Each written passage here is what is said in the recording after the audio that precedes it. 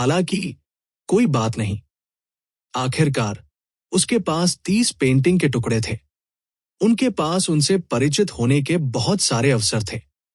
वो उन लोगों की तुलना में बहुत बेहतर था जिनके पास केवल 4 या 5 पेंटिंग के टुकड़े या एक पेंटिंग का टुकड़ा था। उसके बाद अर्जुन देव ने पेंटिंग के टुकड़ों को अवशोषित करना जारी रखा। अपने पहले अनुभव के साथ अर्जुन देव दूसरी बार उसी स्थिति के बहुत अधिक आदी थे। 10 पेंटिंग टुकड़ों का उपयोग करने के बाद अर्जुन देव ने आखिरकार नीली रोशनी के 2 किरणों को पकड़ लिया। काका, ऐसा लग रहा था जैसे उसके शरीर में एक निराकार अड़चन टूट गई हो। हुआंग डांग की आवाज के साथ बेड़िया टूट गई। उसका शरीर, जो एक कंटेनर था, पहले की तुलना में 10 गुना बड़ा हो गया। वो स्पष्ट रूप से अपने शरीर में एक टिमटिमाते हुए दरवाजे को देख सकता था, जो खुलने वाला था। वह था ऋषियों का द्वार। एक बार जब यह खुल जाएगा, तो वह मृत्यु दर को पार करने और मार्शल ऋषि बनने में सक्षम होगा। उसके बाद कोई फर्क नहीं पड़ता कि वह कुनलुन क्षेत्र में कहीं भी जाता है, वह एक अधिपति होगा। इस दरवाजे ने कई राक्षसी प्रतिभाओं को अवरुद्ध कर दिया था। अर्जुन देव के लिए यह अभी भी बहुत दूर था। इसके बारे में ज्यादा सोचने की जरूरत नहीं थी। बस इसे देखने में सक्षम होना पहले से ही बहुत अच्छा था। मैं अंत में आधे ऋषि के लिए आगे बढ़ा। जब अर्जुन देव ने अपनी आंखें खोली, तो उन्होंने खुशी के भाव प्रकट किए। उन्होंने मार्शल मोनार्क के 3 ग्रेडों में से प्रत्येक में 2 बार अपनी सर्वोत्कृष्टता को परिष्कृत किया था। उनकी नींव पहले से ही अविश्वसनीय रूप से दृढ़ थी। यदि ऐसा नहीं होता, तो वह बहुत पहले ही आधे ऋषि के रूप में आगे बढ़ गया होता। उसे इतना लंबा इंतजार नहीं करना पड़ता। हालांकि अब जब उसने पर्याप्त रूप से जमा कर लिया था, तो उसे जो लाभ प्राप्त हुआ वह आम लोगों से कहीं अधिक था। जैसे ही अर्जुन देव अर्धऋषि के पास बढ़े, उन्होंने ऋषियों के उस धुंधले द्वार को देखा। प्राचीन काल से कई प्रतिभाएं ऐसा करने में कामयाब नहीं हुई थी। इससे भी महत्वपूर्ण बात यह है कि अर्जुन देव के शरीर में जितनी सर्वोत्कृष्टता हो सकती थी, वो एक अकल्पनीय स्तर तक पहुंच गई थी। यदि अर्जुन देव मार्शल ऋषि के माध्यम से टूट जाते हैं, तो वह स्वर्गीय ऋषि कानूनों की संख्या को एक चौंकाने वाली संख्या तक पहुंच सकता है। प्राचीन काल से वे राक्षसी प्रतिभाएं जिन्होंने अपने सर्वोत्कृष्टता को 2 बार संघनित किया, भविष्य में प्रमुख पात्र बनने में सक्षम क्यों थे? यही कारण था कि वे राक्षसी प्रतिभाएं जिन्होंने मार्शल मोनार्क क्षेत्र में 2 बार अपनी सर्वोत्कृष्टता को संघनित किया, भविष्य में प्रमुख पात्र बनने में सक्षम थे। मार्शल सेज के माध्यम से तोड़ने के बाद कोई तुरंत उन मार्शल सम्राटों को हिला देगा जो उन्हें दबाने के लिए अपनी खेती का उपयोग करना पसंद करते थे। अर्जुन देव, बधाई। इतना कष्ट सहने के बाद आप अंततः अर्धऋषि के रूप में आगे बढ़े। अर्जुन देव ने अमर आत्मा की अंगूठी से ईमानदारी से कहा। हर बार जब अर्जुन देव ने क्विंटेसेंस गैदरिंग पिल का सेवन किया, तो अभिमा को अभी भी दिल दहला देने वाला दर्द याद आ सकता था कि जब अर्जुन देव ने क्विंटेसेंस गैदरिंग पिल का सेवन किया तो अभिमा को हर बार महसूस होता था। अर्जुन देव की साधना उसी पीढ़ी की प्रतिभाओं से बहुत पीछे रह गई। वह केवल अपने गर्व और उदात्त आकांक्षाओं को अपने दिल में छिपा सकता था, उन्हें व्यक्त करने में असमर्थ था। जब बादल चांद को देखने के लिए अलग हो जाते थे, जब कोई अकेलेपन और सभी प्रकार के दर्द सहन कर सकता था, तो वो प्राप्त करने में सक्षम होता था जिसकी वह इच्छा करता था। अर्जुन देव का चेहरा खुशी से चमक उठा। हालांकि वो बेहद शांत रहे क्योंकि उन्होंने कहा, यह अभी भी पर्याप्त नहीं है। मैं अभी अभी आधे ऋषि के रूप में आगे बढ़ा हूं और अभी तक अपने स्वर्गीय ऋषि कानूनों को नहीं समझा है। मैं शेष 20 पेंटिंग टुकड़ों में से किसी को भी बर्बाद नहीं कर सकता। समय धीरे धीरे बीतता गया। 1 दिन, 2 दिन, 3 दिन, पलक झपकते ही 20 दिन और बीत गए। अर्जुन देव ने अपने मन की अधीरता को दबा लिया। उन्होंने धीरे धीरे शेष 20 पेंटिंग टुकड़ों को 1 दिन में 1 की दर से अवशोषित किया।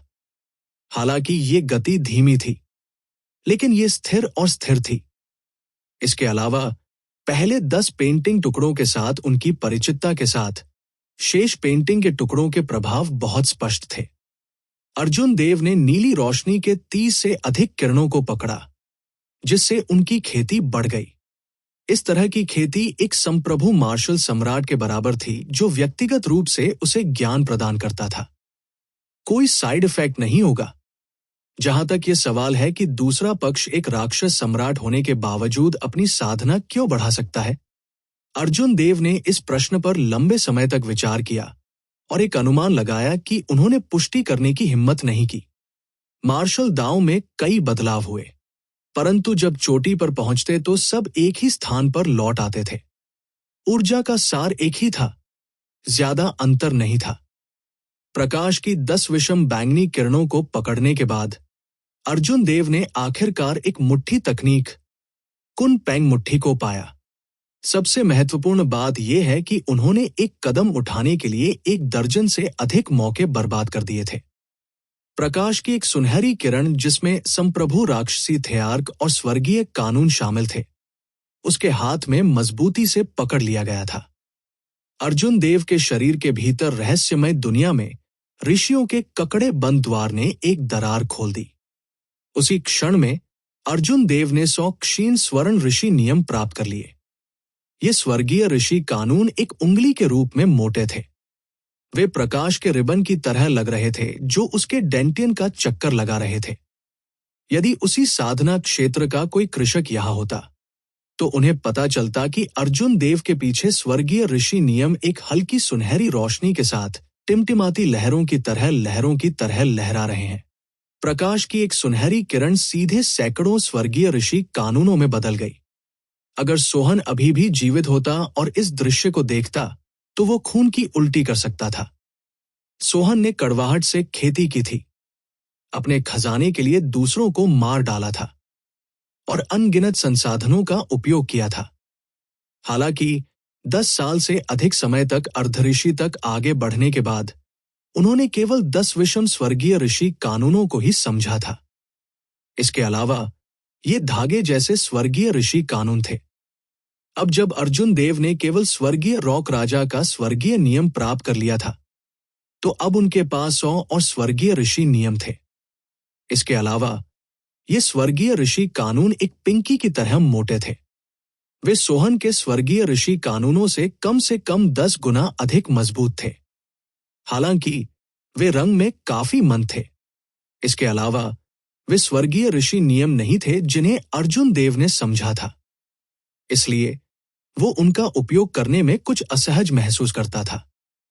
यदि वो उन्हें पूरी तरह से अवशोषित कर लेता है, तो बेहोश सुनहरे स्वर्गीय ऋषि कानून बैंगनी बिजली जिम्मेदार स्वर्गीय कानूनों में बदल जाएंगे। उस स्थिति में ये 100 स्वर्गीय ऋषि कानून अर्जुन देव के बन जाएंगे। कोई आश्चर्य नहीं कि वे अर्धऋषि पागल हो गए जब उन्होंने पेंटिंग के टुकड़े देखे। वे यह भी जानते थे कि पेंटिंग के टुकड़े कुछ हद तक ओवररेटेड थे। हालांकि यदि कोई वास्तव में भाग्यशाली था और प्रकाश की एक सुनहरी किरण को हथियाने में कामयाब रहा, तो ये 10 वर्षों की खेती प्राप्त करने के बराबर होगा। हालांकि ये मौका बहुत कम था।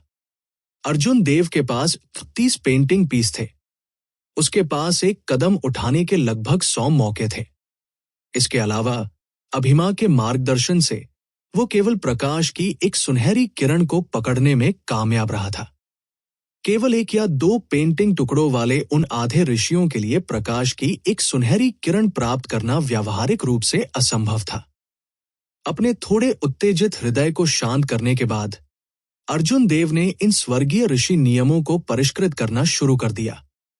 उन्होंने उनमें अपना क्विंटेसेंस और माइंड ब्रांड डाल दिया। पर्पल थंडर डिवाइन इंटेंशन धीरे धीरे प्रसारित हुआ और उसके डेंटिन के चारों ओर बैंगनी बादल घने कोहरे में बदल गए, जो धीरे धीरे बिखर गए। फिर वे धीरे धीरे 100 फीट के सुनहरे स्वर्गीय ऋषि कानूनों में घुस गए। आखिरकार स्वर्गीय ऋषि कानून स्वर्गीय रॉक राजा के स्वर्गीय नियमों से बदल गए थे। वे अर्जुन देव के नहीं थे। उन्हें अंदर घुसाने की प्रक्रिया बेहद कठिन थी। समय धीरे धीरे बीतता गया। अर्जुन देव का हृदय दर्पण की तरह शांत था। वह जल्दबाजी नहीं करता था या अधीर नहीं होता था। उसने केवल धीरे धीरे अपना सर्वोत्कृष्टता अंदर भेजा, बहुत धैर्य दिखाया। आधे दिन के बाद अर्जुन देव आखिरकार बेहोश सुनहरे स्वर्गीय ऋषि नियमों में से एक में पूरी तरह से रिसने में कामयाब रहे, जिससे ये शुद्ध बैंगनी हो गया।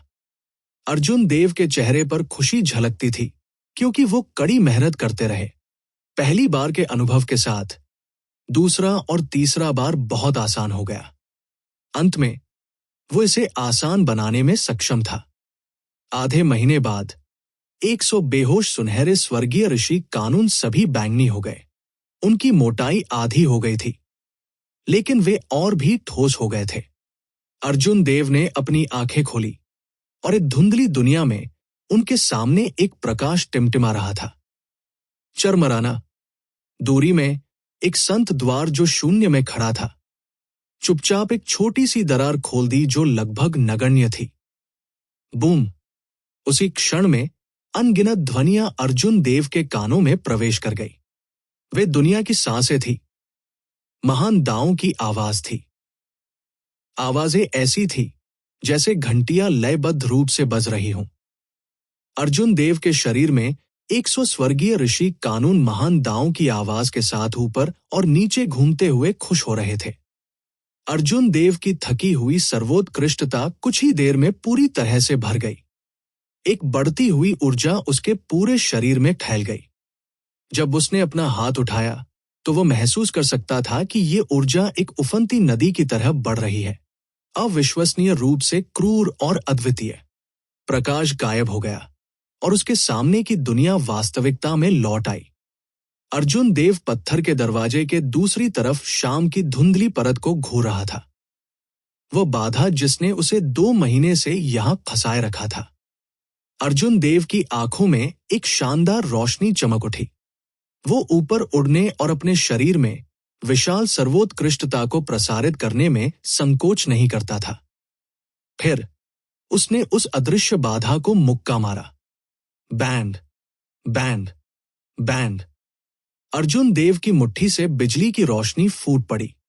100 स्वर्गीय ऋषि कानून बेतहाशा नृत्य कर रहे थे और उसके पीछे स्वर्गीय ऋषि कानून और भी अधिक चमकने लगे।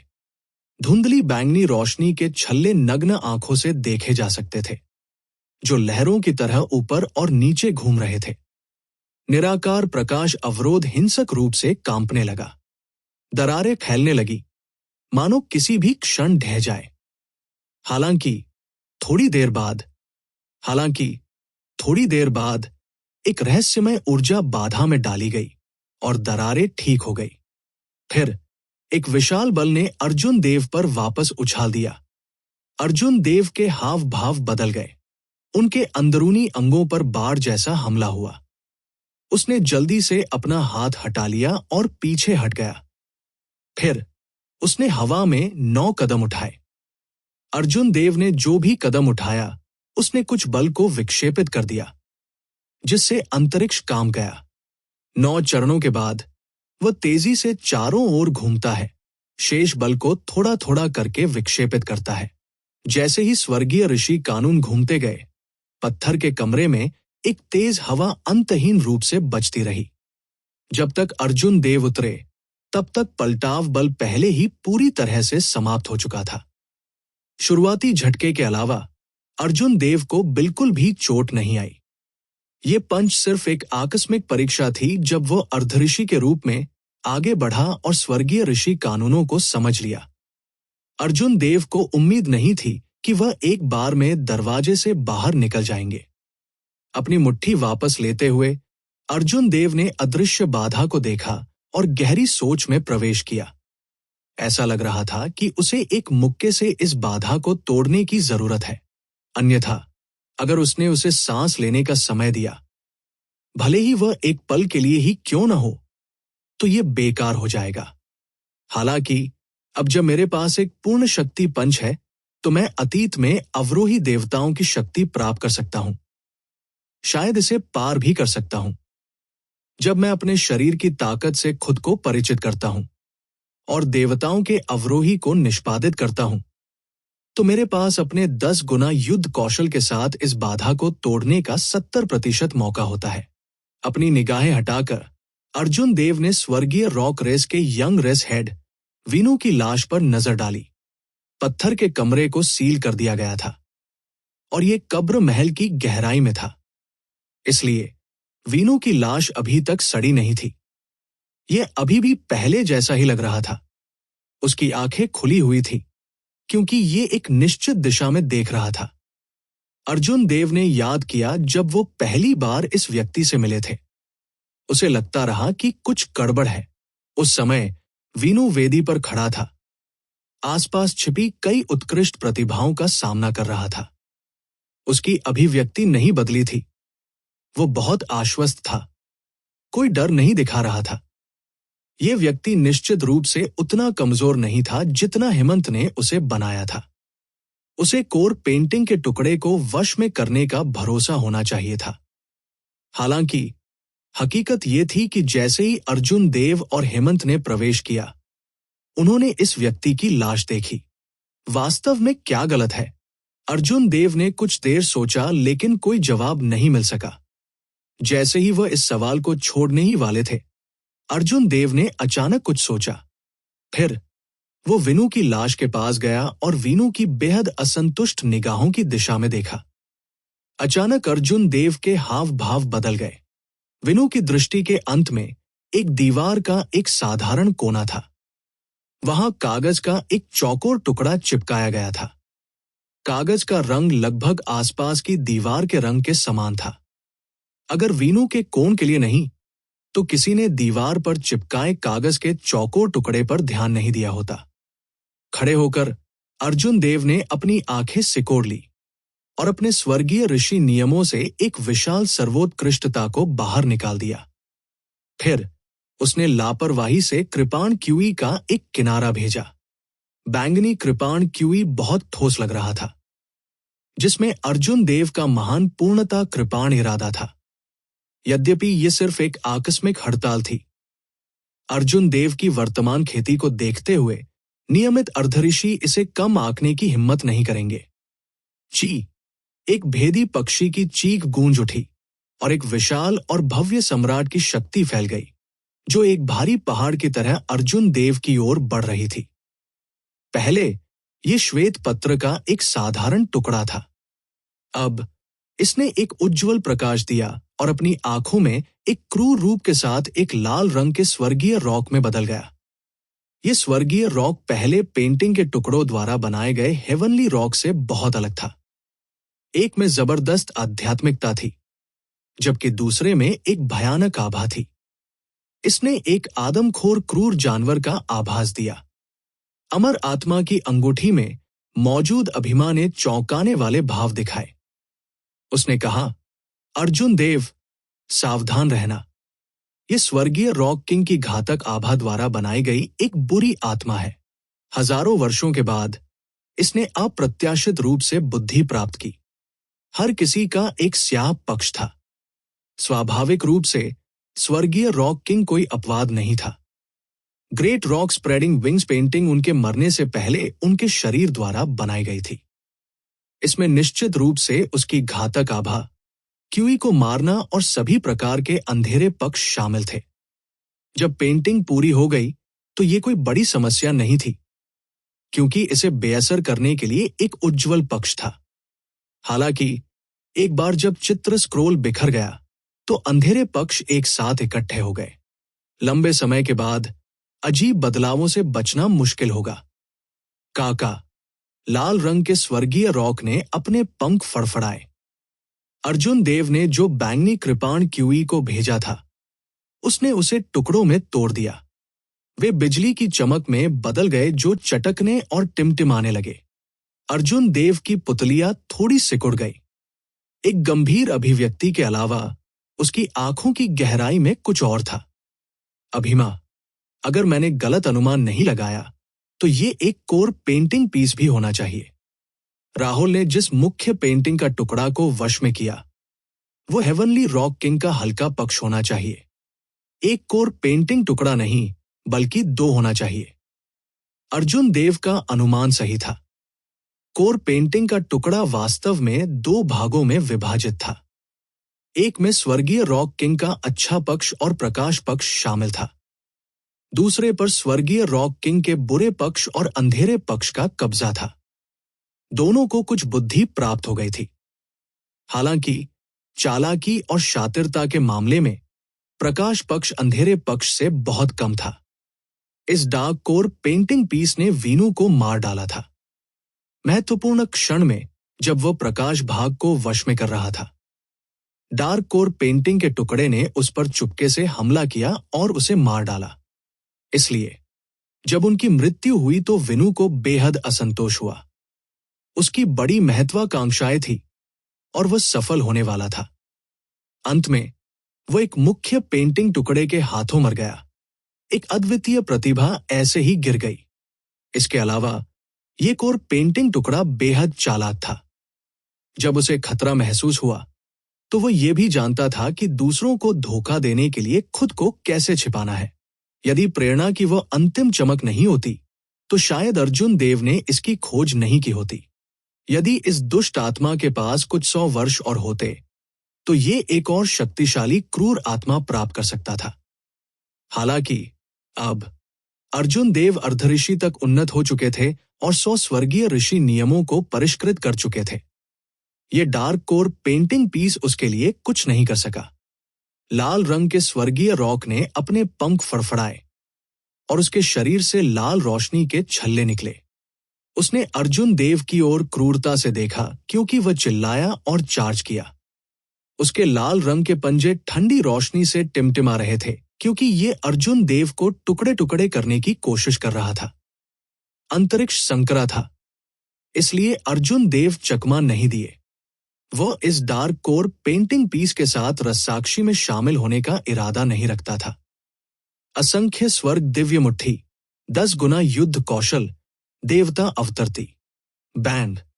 इस समय अर्जुन देव का 10 गुना युद्ध कौशल पहले की तुलना में नहीं था। जब उसने मुक्का मारा तो उसके पीछे स्वर्गीय ऋषि कानूनों ने प्रकाश के रिबन बनाए। प्रकाश एक प्रभा मंडल की तरह फूट पड़ा जो नग्न आंखों को दिखाई देता है। जैसे ही उनके लंबे बाल हवा में लहरा रहे थे, अर्जुन देव दुनिया में चलने वाले भगवान की तरह थे। शून्य से एक तेज आवाज आई। इस मुक्के से हवा में विस्फोट हो गया। पूरा पत्थर का कक्ष हिंसक रूप से हिल गया जैसे कि ये किसी भी समय ढहने वाला हो। मुट्ठी की हवा ने एक शॉकवेव ले ली क्योंकि यह आगे बढ़ रही थी। उतरता हुआ लाल रंग का स्वर्गीय रॉक बुरी तरह चिल्लाया और वापस उड़ गया। उसके शरीर पर लाल बत्ती काफी कम हो गई और उसका शरीर भ्रमपूर्ण हो गया। स्कारलेट स्काई रॉक एक कोने में छिप गया, कांप रहा था क्योंकि उसने अर्जुन देव को देखा। एक मुक्का और क्रूर काली पेंटिंग के टुकड़े ने पूरी तरह से अपना आपा खो दिया। देवता अवरोही बहुत शक्तिशाली थे। दुर्भाग्य से मानसिक ऊर्जा और सर्वोत्कृष्टता की मात्रा भी चौंकाने वाली थी। अर्जुन देव बिना किसी चिंता के इसका इस्तेमाल नहीं कर सकते थे। अन्यथा एक और 2 घूंसे के साथ ये दुष्ट आत्मा पूरी तरह से नष्ट हो जाएगी। अर्जुन देव ने दहाड़ते हुए गोली मार दी, जिससे स्कारलेट हेवनली रॉक पर हमलों की बौछार हो गई। लाल रंग का स्वर्गीय रॉक, जो देवताओं के अवरोही द्वारा कमजोर हो गया था, अर्जुन देव की अजेय आभा के सामने बिल्कुल भी प्रतिशोध नहीं कर सका। ये बिना अंत के बुरी तरह से चिल्लाया। इसे सुनने वाले घबरा गए। हालांकि वे स्वर्गीय रॉक को मृत्यु से नहीं बचा सके। अंतिम हमले के बाद लाल रंग का स्वर्गीय रॉक बुरी तरह चिल्लाया और लाल रंग की रोशनी के गुच्छों में बदल गया। पत्थर के कक्ष से गायब हो गया। काली रोशनी से ढका एक पेंटिंग टुकड़ा धीरे धीरे आसमान से नीचे तैर रहा था। अर्जुन देव ने उसे पकड़ने के लिए अपना हाथ बढ़ाया। सीला। उसके हाथ के चारों ओर सुरक्षात्मक सर्वोत्कृष्टता में एक छेद दिखाई दिया और उसे तुरंत अपनी हथेली में दर्द महसूस हुआ। अर्जुन देव ने सजगता से काली पेंटिंग के टुकड़े को बाहर फेंक दिया। क्या चल रहा है? अपनी हथेली पर घाव को देखकर अर्जुन देव उलझन में पड़ गए। बुरी आत्मा पहले ही मर चुकी थी, लेकिन ये काली रोशनी अभी भी उसकी सुरक्षात्मक सर्वोत्कृष्टता को तोड़ सकती थी। अभिमा ने कहा, तुम अनुभवहीन हो। ये स्वर्गीय रॉक किंग की दुष्ट आभा और अंधेरे पक्ष से भरा है। जब तक आप एक दुष्ट कृषक नहीं हैं, आप इस चीज को कैसे छू सकते हैं? हालांकि कोर पेंटिंग का टुकड़ा 2 में विभाजित हो गया है और 10,000 से अधिक साल बीत चुके हैं। यह अब उतना शक्तिशाली नहीं है जितना शुरुआत में था। हालांकि ये अभी भी एक संप्रभु मार्शल सम्राट की दुष्ट आभा है। आप इसे अपनी वर्तमान खेती के साथ अवशोषित नहीं कर सकते। जैसे ही अर्जुन देव ने हवा में तैरते हुए अंधेरे कोर पेंटिंग के टुकड़े को देखा, वो उदास महसूस करने में मदद नहीं कर सका। इतना बड़ा प्रलोभन उसके सामने रखा गया था, फिर भी वो उसे निगल नहीं सका। क्या कोई और रास्ता है? अर्जुन देव ने असंतुष्ट होकर पूछा। मैं इसके बारे में सोच सकता हूं। अभिमा ने अपने दाहिने हाथ से अपनी ठुड्डी को सहारा दिया और मुस्कुराई। स्वाभाविक रूप से एक रास्ता है। जब हम उस स्थान पर जाते हैं जहां थंडर किंग ने अपनी इच्छा को समझा था, तो हम अमर दिव्य बिजली को बाहर निकाल सकते हैं और बुरी आभा और अंधेरी आभा को शुद्ध कर सकते हैं। अर्जुन देव ने राहत की सांस ली। मूल रूप से उसने उस स्थान पर भागने का इरादा किया था जहां थंडर किंग ने उसके जाने के बाद उसकी इच्छा को समझा था। कुछ समय बाद कोर पेंटिंग के टुकड़े से प्रकाश को अवशोषित करना उसके लिए कोई बड़ी बात नहीं होगी। डार्क पेंटिंग के टुकड़े को छुए बिना अर्जुन देव ने इसे सीधे अपनी यूनिवर्स रिंग में रख दिया। फिर उसने और कुछ नहीं कहा और अपनी वर्तमान ताकत से खुद को परिचित करना शुरू कर दिया। कब्र महल में 2 महीनों के दौरान अर्जुन देव की शक्ति बहुत अधिक जमा हो गई थी, अभूतपूर्व ऊंचाइयों तक पहुंच गई थी। यह सुधार अपरिहार्य था और संयोग नहीं था। इस पेंटिंग के टुकड़े के बिना भी यह वही होता। पेंटिंग का टुकड़ा सिर्फ एक इग्नाइटर था। इसने उस ऊर्जा को पूरी तरह से प्रज्वलित किया जो अर्जुन देव ने एक मार्शल सम्राट के रूप में जमा की थी। फिर ये एक गुणात्मक छलांग हासिल करते हुए फट गया। अर्जुन देव की ताकत अचानक बहुत ज्यादा बढ़ गई थी। उसे शांत होने और इस ऊर्जा का सावधानीपूर्वक पता लगाने की जरूरत थी। जितनी जल्दी हो सके खुद को इससे परिचित कराना। 3 दिन बाद अर्जुन देव को अपने वर्तमान युद्ध कौशल की एक मोटी समझ प्राप्त हुई। अगर वो आधे साल पहले के बिरांशु से मिलता, तो गड़गड़ाहट की इच्छा को समझे बिना भी वो उसे आसानी से हरा पाता। 7 दिग्गजों में से केवल वरुण त्यागी ही उनके खिलाफ अपनी पकड़ बना सकते थे। यदि पहली वरिष्ठ बहन ने खुद को दूर नहीं किया, तो वो उसे करीबी मुकाबले में हराने में सक्षम नहीं होगी। हालांकि अर्जुन देव में सुधार हो रहा था, जबकि अन्य में भी सुधार हो रहा था। जहां तक बारीकियों की बात है, ये कहना मुश्किल था। मुझे गड़गड़ाहट की इच्छा को समझना होगा। मैं जो चाहता हूं वो सिर्फ बिरांशु को हराना नहीं है। 3 पवित्र गुरुओं के अलग थलग पुत्र वरुण त्यागी और कुनलुन क्षेत्र के 5 डोमेन की अन्य जातियों की विभिन्न प्रतिभाएं मेरे सभी विरोधी हैं। अर्जुन देव की आंखों में एक दृढ़ भाव दिखाई दिया। फिर उसने पत्थर के दरवाजे के सामने निराकार बाधा को देखा जिसे वो तोड़ नहीं सकता था। उसकी अभिव्यक्ति गंभीर हो गई। अर्जुन देव कदम दर कदम पत्थर के दरवाजे पर चले गए। फिर उसने फीकी रोशनी की बाधा को देखा और एक गहरी सांस ली। हालांकि अर्जुन देव को इस निराकार बाधा को तोड़ने का पूरा भरोसा था, लेकिन हर चीज के अपवाद थे। एक बार जब वह असफल हो गया, तो देवता अवरोही का 10 गुना युद्ध कौशल उस पर उतरेगा। अर्जुन देव की वर्तमान ताकत के साथ भले ही वह इस तरह के हमले से न मरा, वो गंभीर रूप से घायल हो जाएगा। अनिर्णय अर्जुन देव का चरित्र नहीं था। अर्जुन देव की आंखों में एक ठंडी रोशनी चमक उठी क्योंकि उन्होंने देवताओं को नीचे उतरते हुए निष्पादित किया और निराकार बाधा को मुक्का मारा। Band, band, band, band. लगातार धमाके गूंज उठे। निराकार बाधा एक दर्पण की तरह थी। फिर ये टुकड़ों में बिखर गया और हवा के झोंके के साथ सभी दिशाओं में बिखर गया। अर्जुन देव की कल्पना से कहीं अधिक सरल स्थिति थी। उसने संघर्ष करना जारी नहीं रखा या उत्सुकता से इंतजार नहीं किया।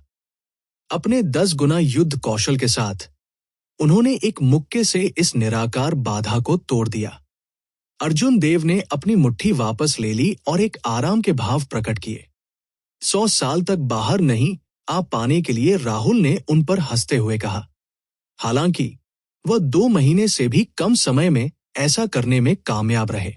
अर्जुन देव ने कहा कि एक हीन श्रेणी का मार्शल ऋषि भी इस निराकार बाधा को नहीं तोड़ पाएगा।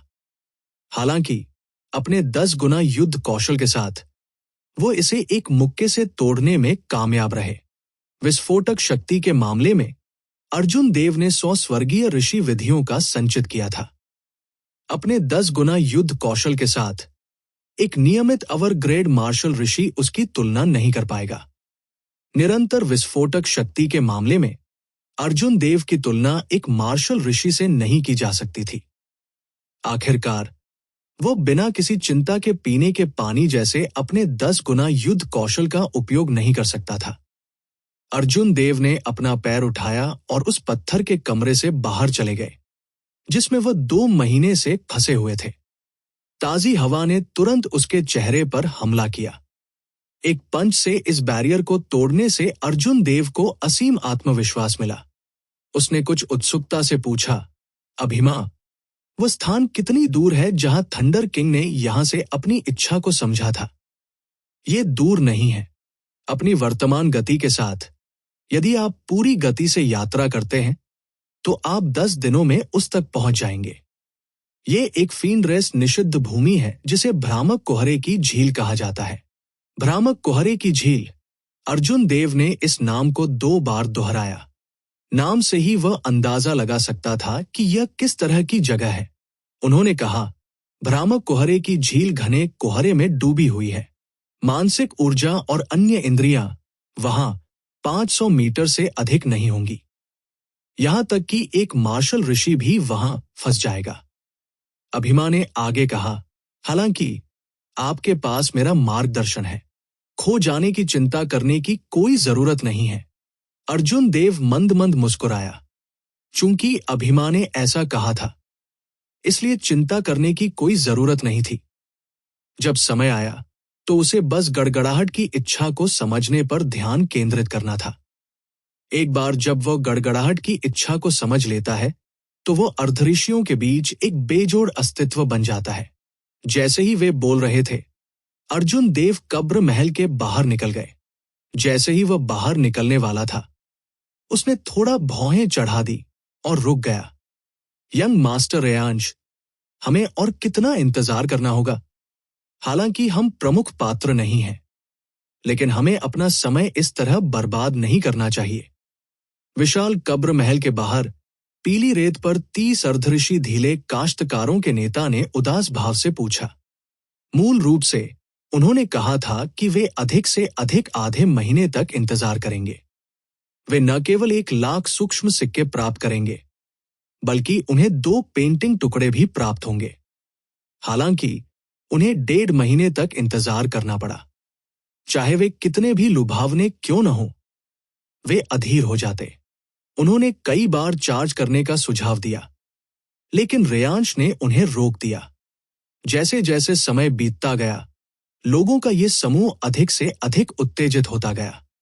हर 2-3 दिन में वे रेयांश को परेशान करने के लिए उसकी तलाश में आते थे। रेयांश के हाव भाव उदास हो गए। उन्हें उम्मीद नहीं थी कि अर्जुन देव 2 महीने तक बाहर आए बिना वहां रहेंगे। 2 महीने किसके लिए मायने रखते हैं?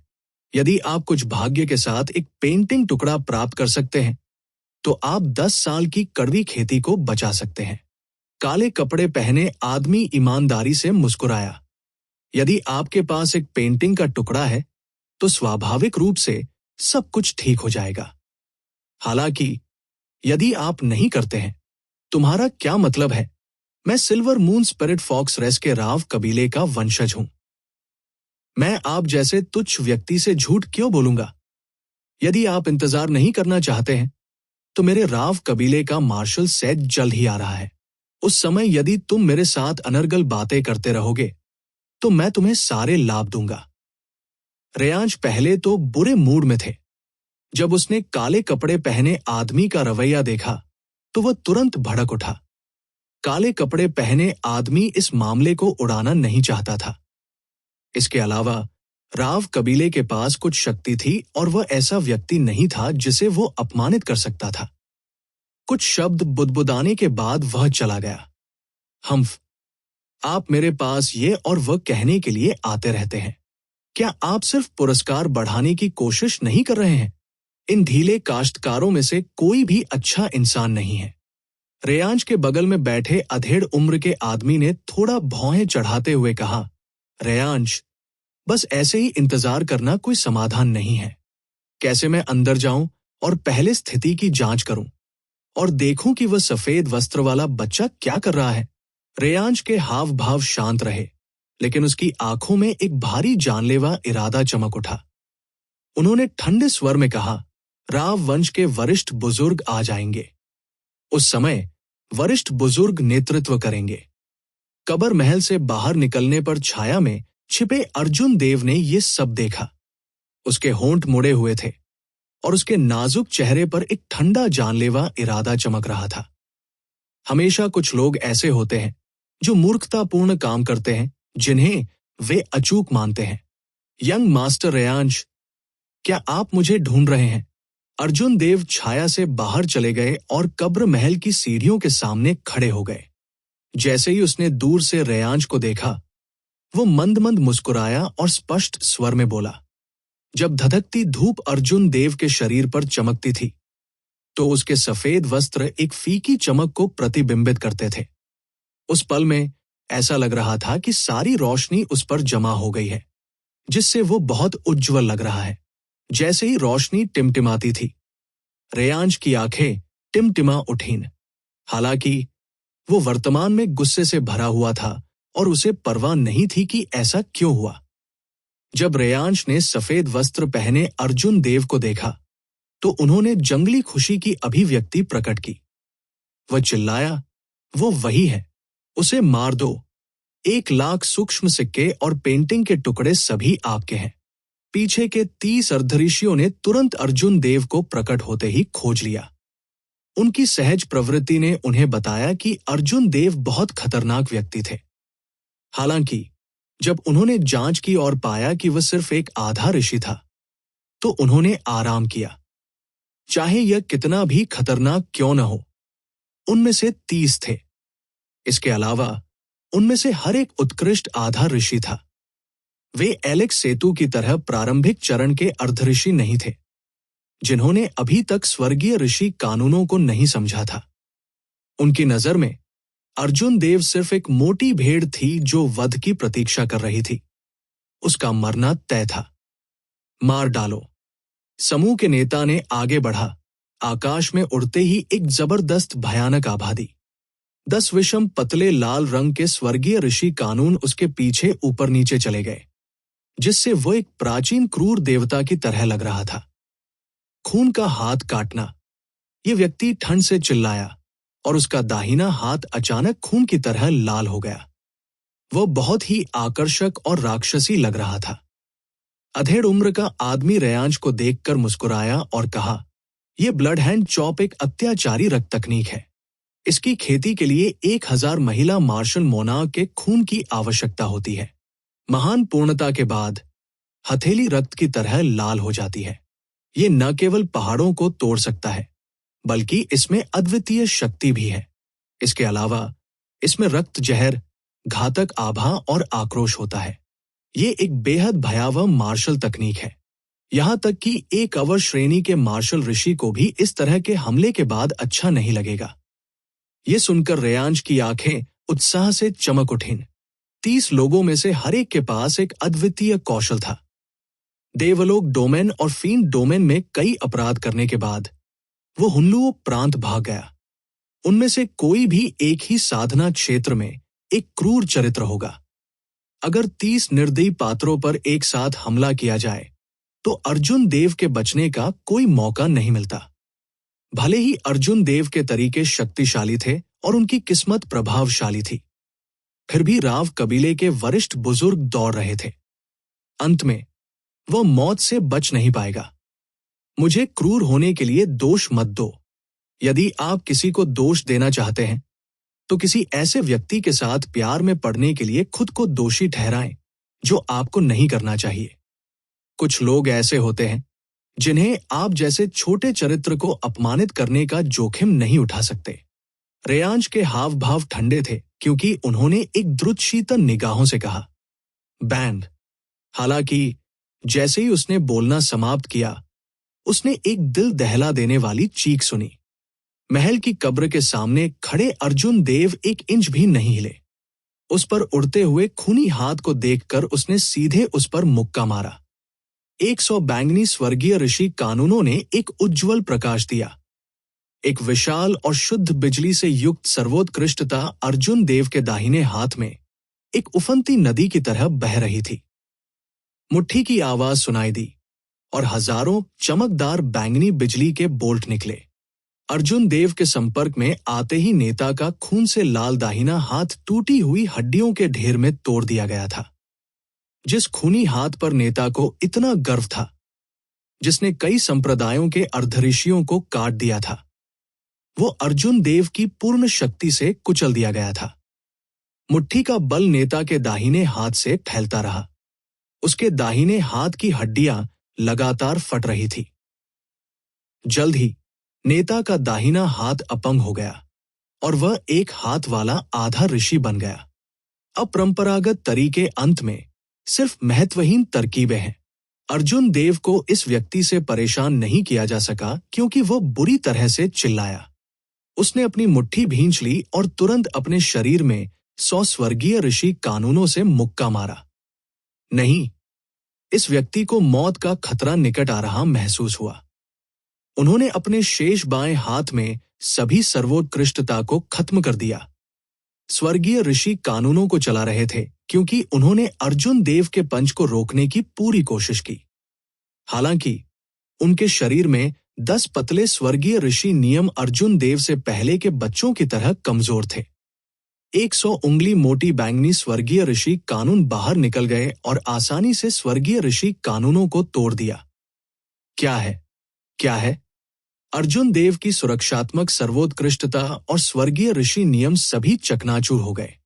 अर्जुन देव के मुक्के ने धीले काश्तकारों के नेता को लाल रंग की रोशनी के झुरमुट में उड़ा दिया। जैसा कि कहा जाता है, हम अपने ऊपर जो बुराइयां लाते हैं उन्हें सहन करना सबसे कठिन होता है।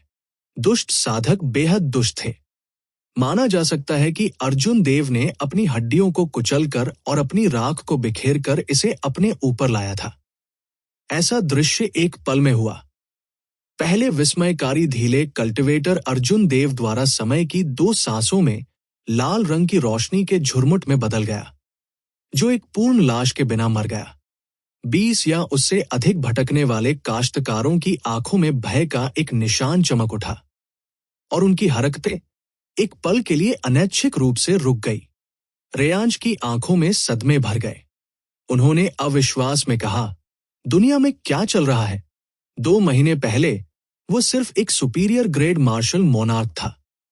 वह 2 महीने में हाफसेज कैसे आगे बढ़ा? इसके अलावा उसने कई स्वर्गीय ऋषि कानूनों को समझा। जब अर्जुन देव ने हवा में धीले काश्तकारों के समूह में छिद्रों को देखा तो उनकी आंखों में एक ठंडी रोशनी चमक उठी। फिर वह एक तेज तीर की तरह आगे बढ़ गया। राजसी ऋषि गीत हवा में गूंज उठे। जैसे जैसे ऋषि गीत इधर उधर बहते गए, उन्होंने एक दूर की किंवदंती के बारे में बताया। जैसे जैसे उनका युद्ध का अनुभव बढ़ता गया, अर्जुन देव की असंख्य स्वर्ग दिव्य मुट्ठी की समझ गहरी होती गई। एक दूर की किंवदंती की शक्ति इतिहास के उतार चढ़ाव की भावना पैदा करना था। जैसे जैसे समय बीतता गया, किंवदंती एक महाकाव्य बन जाएगी और महाकाव्य एक मिथक बन जाएगा। किंवदंती कौन थी? महाकाव्य कौन था? मिथक कौन था? यह दूर के स्वर्गीय राष्ट्र में वे अस्पष्ट देवता नहीं थे। ये स्वयं था अर्जुन देव। अर्जुन देव की मानसिकता और समझ में बदलाव ने इस कदम को उस पल में विकसित होने दिया। दूर की किंवदंती के विशाल ऋषिपूर्ण गीतों ने उनकी महिमा का गाया था। अर्जुन देव के पिछले कर्म स्काई डोम क्षेत्र में उनकी विभिन्न शानदार उपलब्धियां विशाल सुनहरे चित्रों में बदल गई, जो आसपास के वातावरण में टिमटिमाते हुए एक विशाल और राजसी आभा का निर्माण करती थी। जब अर्जुन देव ने मुक्का मारा तो ऋषि गीत गूंज उठे और एक असीम प्रकाश फूट पड़ा। उनकी मानसिक ऊर्जा, सर्वोत्कृष्टता और महत्वपूर्ण क्यूई एक में विलीन हो गए।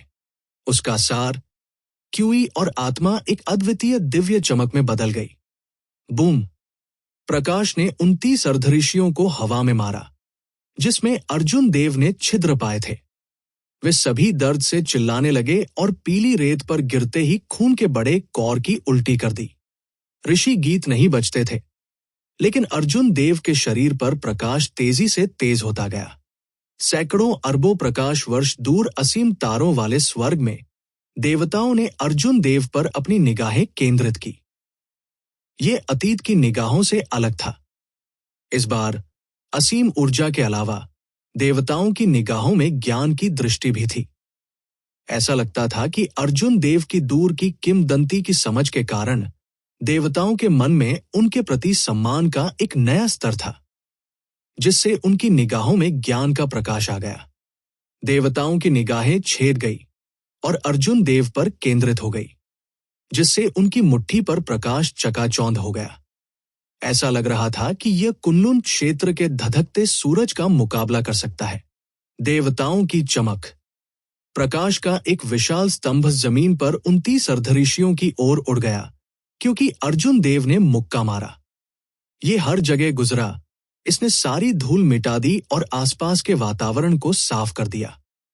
सभी प्रकार के पापों और बुराइयों को साफ सुथरे तरीके से शुद्ध किया गया था। जमीन पर 29 अर्धऋषियों ने भयभीत भाव दिखाए। उन्होंने जल्दी से अपने स्वर्गीय ऋषि कानूनों को एक पंक्ति में जोड़ दिया, जिससे एक लहरदार लाल रंग की नदी बन गई। भूत रोते रहे और भेड़िए हजारों किलोमीटर तक नदी में चिल्लाते रहे। लाशों का ढेर लग गया और व्यथित आत्माएं इधर-उधर बह गई। ये नरक की अंधेरी लाल रंग की नदी थी, जो अंडरवर्ल्ड नदी को टक्कर देती थी। गहरे लाल रंग के समुद्र ने दुनिया के महान पापों और बुराइयों को दर्शाया। ये सबसे भयानक रहस्यमय घटनाओं में से एक थी। हालांकि इन लोगों के स्वर्गीय ऋषि कानून केवल रिबन की तरह पतले थे। यहां तक कि जब वे संयुक्त थे, तब भी वे अर्जुन देव की तरह मजबूत नहीं थे। इसके अलावा वे शक्तिशाली दुष्ट कृषक नहीं थे, जो गहरे लाल रंग के समुद्र के अर्थ को नहीं समझते थे। यहां तक कि अगर वे गहरे लाल रंग की नदी की रहस्यमय घटना को साकार कर सकते हैं, तो भी वे खुद को मारे जाने से नहीं बचा पाएंगे। बूम! प्रकाश नहीं बुझाया और पवित्र प्रकाश अनंत था। एक विशाल आभा और ज्ञान का एक निशान तुरंत उस अंधेरे लाल रंग के समुद्र को चकनाचूर कर दिया। चुपचाप सभी बुराई और अंधकार शुद्ध हो गए। दर्द की कोई चीख भी नहीं थी। पीली रेत में एक अथाह छेद दिखाई दिया। 29 अर्धऋषि बिना किसी निशान के मर गए। अर्जुन देव ने लापरवाही से अपना हाथ लहराया और गहरे छेद में सभी स्थानिक छल्लों को इकट्ठा किया। फिर उसने दूर से गूंगे रेयांश को ठंड से देखा। रेयांश, जल्दी से चले जाओ। ये व्यक्ति अयान की तरह एक राक्षसी प्रतिभा है। अब जब वह आधे ऋषि तक पहुंच गया है, तो उसे कोई नहीं रोक सकता। अधेड़ उम्र के आदमी ने एक भयानक दहाड़ लगाई, क्योंकि वो मुड़ा और भाग गया। अपने जीवन के लिए भाग गया। जब वसंत की हवा अंतहीन होती है, तो खरपतवार अंतहीन होते हैं। खरपतवार काटते समय जड़ों को उखाड़ना पड़ता है। स्वाभाविक रूप से अर्जुन देव ने भागने वाले दोनों लोगों को जाने नहीं दिया। ऐसे शातिर लोगों को बाई के पास रखना एक आपदा होगी। चाहे वो खुद के लिए हो या बाई के लिए, रेयांश और उनके दूसरे चाचा को मरना पड़ा। 3 ब्लू ड्रैगन पर सवार होकर अर्जुन देव जल्दी से पहुंचे। ड्रैगन पर सवार होकर उसने तेज हवाओं को लात मारी।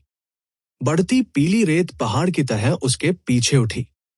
उसकी आभा जबरदस्त थी और हवाओं और बादलों ने रंग बदल दिया। 2 या 3 सांसों में अर्जुन देव ने भागते हुए रेयांश और अधेड़ उम्र के व्यक्ति को पकड़ लिया। रेयांश, जल्दी से चले जाओ, मैं उसे ब्लॉक करने में आपकी मदद करूंगा। जब अधेड़ उम्र के व्यक्ति ने अर्जुन देव को उतरते देखा तो वह तेजी से उड़ गया, रेयांश के जाने के लिए समय निकालने की कोशिश कर रहा था। अधेड़ उम्र के आदमी की सर्वोत्कृष्टता बढ़ गई। उन्होंने थकावट की परवाह नहीं की क्योंकि उन्होंने सभी प्रकार की मार्शल तकनीकों को बड़ी गति से अंजाम दिया। अर्जुन देव पर लगातार हमला किया। पीली रेत हर जगह उड़ रही थी और धधकती धूप के नीचे अर्जुन देव के हाव भाव नहीं बदले। उन्होंने हर कदम का मुकाबला किया। हर चाल के साथ एक चाल लौट आई। 100 स्वर्गीय ऋषि नियमों द्वारा संघनित सर्वोत्कृष्टता अर्जुन देव की हथेली के रूप में बाहर निकल गई। अधेड़ उम्र के आदमी के लिए ये एक पहाड़ की तरह था जो उसके सीने में टकरा रहा था। 10 चालों के बाद अधेड़ उम्र के व्यक्ति ने खून की उल्टी की और उड़ने चला गया। उसका रंग पीला पड़ गया, बिना खून के निशान के। ये पूर्ण शक्ति थी, एक पूर्ण दमन। लंबे समय तक जमा रहने के बाद एक राक्षसी प्रतिभा फूट पड़ेगी। एक बार जब वह आधे ऋषि के रूप में आगे बढ़ गया तो उसे जो भी दर्द हुआ वो गर्व के खून में खिल जाएगा जो चमकता है। फूल नहीं मुरझाते, सूरज नहीं बुझता, आकाश मुझे निराश नहीं करता। अर्जुन देव ने अपना हाथ लहराया और ब्रह्मांड की अंगूठी से उनके हाथ में चंद्र छाया कृपाण दिखाई दी। कृपाण को खींचे बिना उसने लापरवाही से उसे घुमाया। पुसी, तेज म्यान और लूनर शैडो कृपाण ने एक भेदी ध्वनि उछाल दिया। अधेड़ उम्र के आदमी के उतरने से पहले लूनर शैडो कृपाण ने उसकी छाती को छेद दिया, उसे पीली रेत से चिपका दिया। खून बह गया और सुनहरी रेत में रिस गया। जल्द ही धधकते सूरज ने इसे एक चमकदार खून के धब्बे में भून दिया, जैसे मौत का फूल खिल रहा हो। अचानक एक छाया दिखाई दी। अर्जुन देव ने जब ऊपर देखा तो उन्होंने देखा कि रेयांश अपना असली रूप प्रकट कर रहे हैं।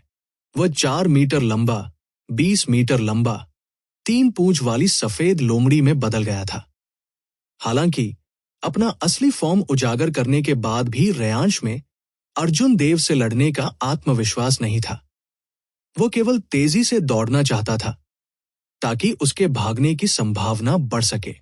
अर्जुन देव धीरे से उछल पड़े और 3 पूंछ वाली सफेद लोमड़ी को भागते हुए देखकर ठंडे स्वर में मुस्कुराए। उन्होंने असंख्य स्वर्ग दिव्य मुट्ठी को प्रसारित किया और चौथे कदम देवताओं की जंजीरों को निष्पादित किया। क्या है? क्या है? शून्य में 3 पूंछ वाली सफेद लोमड़ी के चारों ओर लंबी सुनहरी जंजीरें दिखाई दी। इस समय जंजीरों को अर्जुन देव के स्वर्गीय ऋषि नियमों से जोड़ा गया था। पहले की तुलना में वे और भी अधिक यथार्थवादी लग रहे थे। जंजीरों पर पैटर्न बहुत स्पष्ट थे। बहती दिव्य लिपियों ने एक उज्ज्वल प्रकाश दिया। धधकती धूप की रोशनी के तहत वे और भी अधिक चमकदार और दिव्य लग रहे थे। सो 3 पूंछ वाली सफेद लोमड़ी का फुर्तीला शरीर हवा में इधर-उधर उछल गया, दिव्य लिपियों के साथ निडर ड्रैगन जैसी जंजीरों को चकमा दे रहा था। लेकिन इन दिव्य लिपियों में देवताओं की इच्छा निहित थी। वे दुनिया के अनुकूल थे। जब तक 3 पूंछ वाली स्पिरिट फॉक्स ने उन्हें जबरदस्ती नहीं तोड़ा, तब तक वह जंजीरों की मुहरों से बच नहीं पाएगा।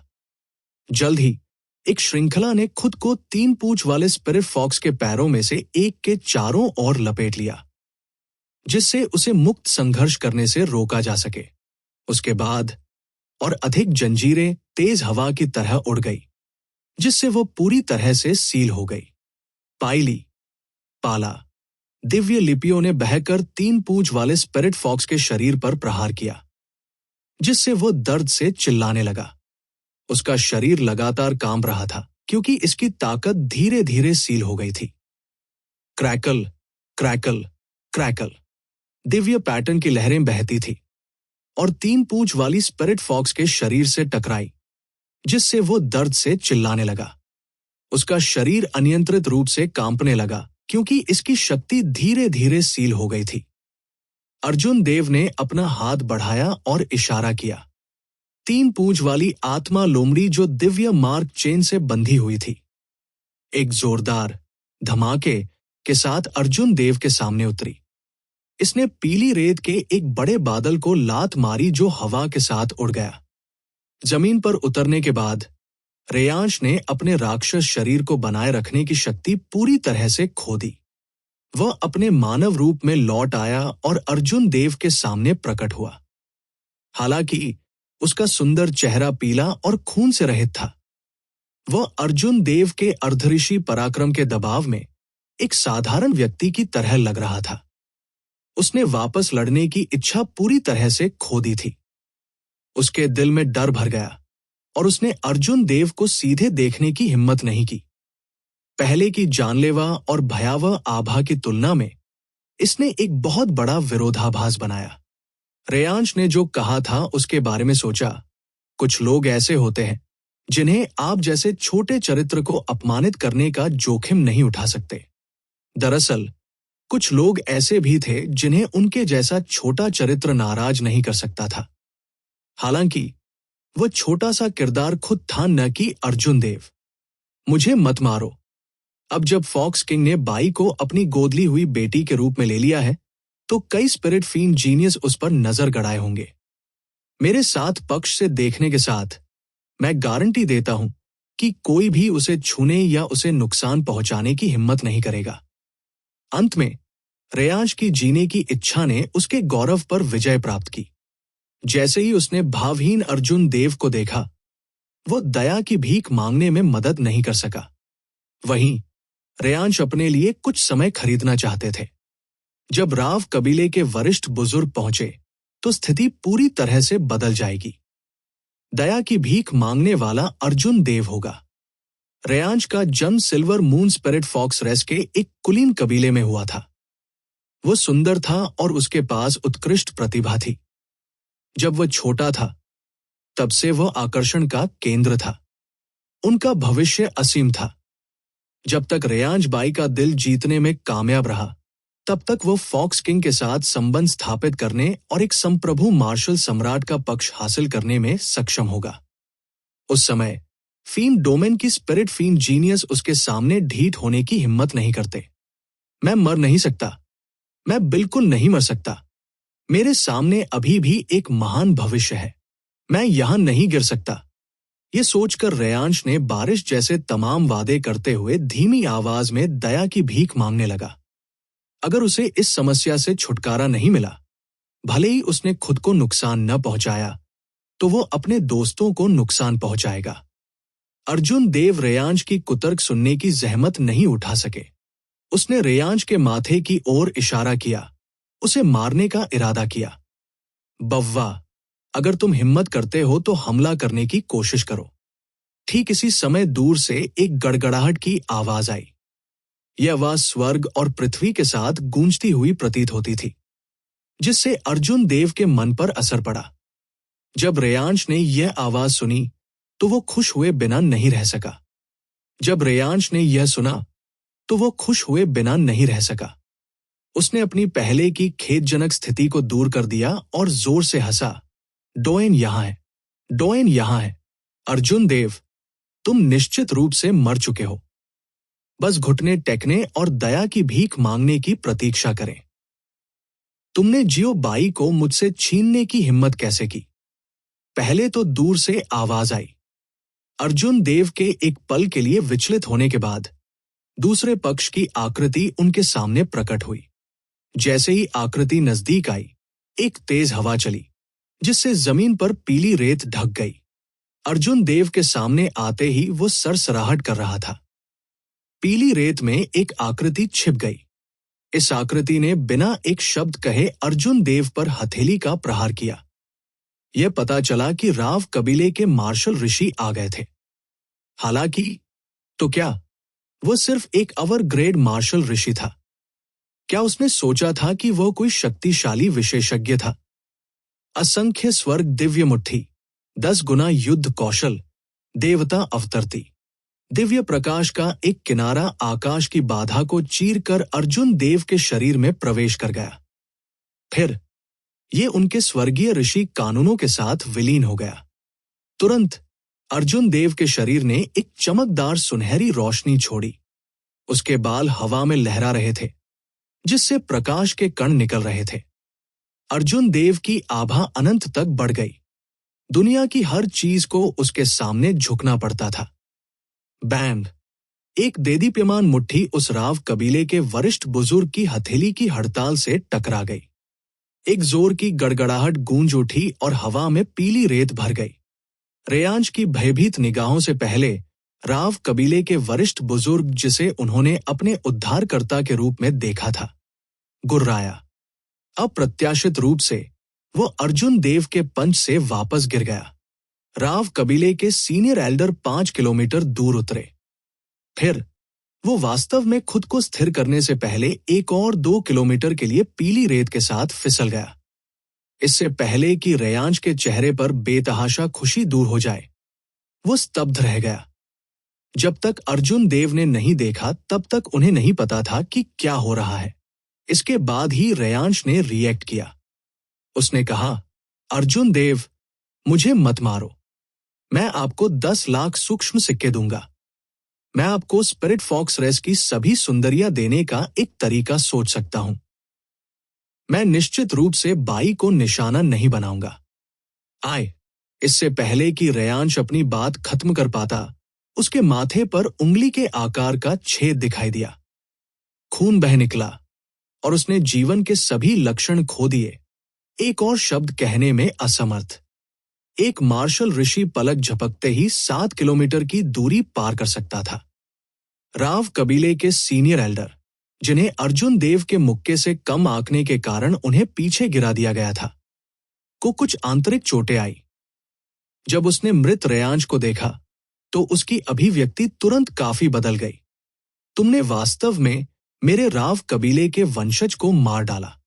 राव कबीले के वरिष्ठ बुजुर्ग ने क्रोधित होकर अर्जुन देव पर गुस्से से चिल्लाया। अर्जुन देव धीरे से पीछे हट गया। जैसे ही वह वापस गया, उसने लापरवाही से रेयांश के दूसरे चाचा के सीने से लूनर शैडो कृपाण को बाहर निकाला। उन्होंने ठंडे स्वर में कहा, कोई फर्क नहीं पड़ता कि हत्यारा कौन है, उन्हें मारने के लिए तैयार रहना चाहिए। ये दुनिया का तरीका है। आपको केवल खुद को दोष देना है। आप भ्रमित होने का नाटक क्यों कर रहे हैं? राव कबीले के वरिष्ठ बुजुर्ग को गुस्सा नहीं आया। इसके बजाय वो मुस्कुराया और कहा, ये दुनिया का तरीका है। उस स्थिति में ये बूढ़ा आदमी अब तुम्हें मार डालेगा। ऐसा लगता है कि आपके पास शिकायत करने के लिए कुछ भी नहीं है। मार्शल ऋषि ने मृत्यु दर को पार कर लिया और पवित्रता में प्रवेश किया। एक बार जब एक कृषक मार्शल ऋषि के लिए उन्नत हो गया, तो वे अंदर से बाहर तक परिवर्तन से गुजरेंगे। न केवल उनकी सर्वोत्कृष्टता स्वर्गीय ऋषि कानूनों में बदल जाएगी, बल्कि जिस क्षण वे मार्शल ऋषि के लिए आगे बढ़ेंगे, उनका भौतिक शरीर भी दुनिया के बपतिस्मा से गुजरेगा। रास्ते में उनका भौतिक शरीर, जिसे हजारों बार आध्यात्मिक ऊर्जा द्वारा शुद्ध किया गया था, एक पूर्ण परिवर्तन से गुजरेगा, एक ऋषि शरीर बन जाएगा। उन्नति के उस क्षण के दौरान मार्शल कलाकार भी दुनिया के साथ एक होने की अवर्णनीय अद्भुत स्थिति में प्रवेश करेगा। इस समय यदि कोई मार्शल तकनीक या साधना विधि अड़चन तक पहुंच जाती है, यदि वे किसी भी मार्शल तकनीक या कल्टिवेशन तकनीक में एक अड़चन तक पहुंच जाते हैं, तो वे बाधा को प्रभावी ढंग से तोड़ने के लिए प्रकृति के साथ एक होने की स्थिति का उपयोग कर सकते हैं, जिससे उन्हें अंतर्दृष्टि प्राप्त करने और अपने दिमाग को व्यापक बनाने की अनुमति मिलती है, जिससे उन्हें एक ही बार में तोड़ने की अनुमति मिलती है। मार्शल ऋषि की बाधा को पार करने वाले कृषक एक क्षेत्र के अधिपति बन जाएंगे। यहां तक कि अगर वे महान परिवारों के 9 रैंक में जाते हैं, तो उनके साथ सम्मान के साथ व्यवहार किया जाएगा और उदारता से व्यवहार किया जाएगा। मार्शल ऋषि कुनलुन क्षेत्र के सच्चे विशेषज्ञ थे। वे किसी भी संप्रदाय या गुट के अभिजात वर्ग थे। अर्जुन देव से पहले राव कबीले के वरिष्ठ बुजुर्ग इतने विशेषज्ञ थे बिना किसी अतिशयोक्ति के एक वास्तविक हीन श्रेणी के मार्शल ऋषि। यदि एक नियमित अर्धऋषि ने सुना कि एक मार्शल ऋषि उन्हें मारना चाहता है, तो वे तुरंत मौत से डर जाएंगे। उनका मन अराजकता में डूब जाएगा और वे या तो घुटने टेककर दया की भीख मांगेंगे या मुड़कर भाग जाएंगे। हालांकि अर्जुन देव के हाव भाव में ज्यादा बदलाव नहीं आया। अगर उसे वाकई डर लगता तो वह रेयांश को नहीं मारता, ये जानते हुए भी कि ये शख्स यहाँ है। अगर आपको लगता है कि आपके पास क्षमता है तो आप इसे कर सकते हैं। अर्जुन देव जमीन पर उतरे और शांति से दूसरे पक्ष की ओर देखने लगे। भौतिक शरीर की दृष्टि से अर्जुन देव का रैंक 2 ऋषि शरीर था, जो दूसरे पक्ष की तुलना में कहीं अधिक मजबूत था। स्वर्गीय ऋषि कानूनों के संदर्भ में दूसरा पक्ष एक राक्षसी प्रतिभा नहीं था या उसका कोई बड़ा आकस्मिक सामना नहीं था। दूसरा पक्ष सिर्फ एक साधारण अवर ग्रेड मार्शल ऋषि था। अपने सभी सर्वोत्कृष्टता को स्वर्गीय ऋषि कानूनों में परिवर्तित करने के बाद भी उनके पास केवल 150 स्वर्गीय ऋषि नियम थे, जो अर्जुन देव से ज्यादा मजबूत नहीं थे। अर्जुन देव पर दूसरे पक्ष को एकमात्र लाभ यह था कि वह लंबे समय तक मार्शल ऋषि थे। स्वर्गीय ऋषि कानूनों की उनकी समझ और उपयोग अर्जुन देव से कहीं अधिक था।